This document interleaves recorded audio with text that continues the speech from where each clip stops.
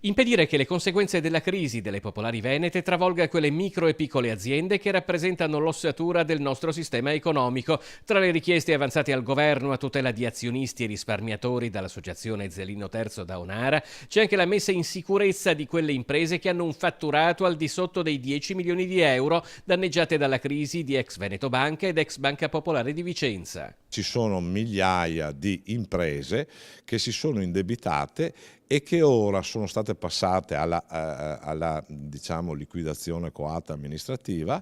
oppure sono in carico ancora a Banca Intesa. Queste aziende purtroppo sono a rischio perché gli è stato ristretto il fido o non gli viene concesso il fido. Sulla questione l'associazione Zelino Terzo da Onara ha chiesto anche un incontro con il presidente della regione sulla proposta avanzata già al governo per trovare una soluzione che eviti, sostengono dall'associazione, una probabile spirale di recessione economica per chiusura di imprese e abbassamento incontrollato dei valori immobiliari. Abbiamo delle proposte da fare concrete per salvare queste imprese, quindi non chiediamo soldi a nessuno, noi possiamo dare delle concrete soluzioni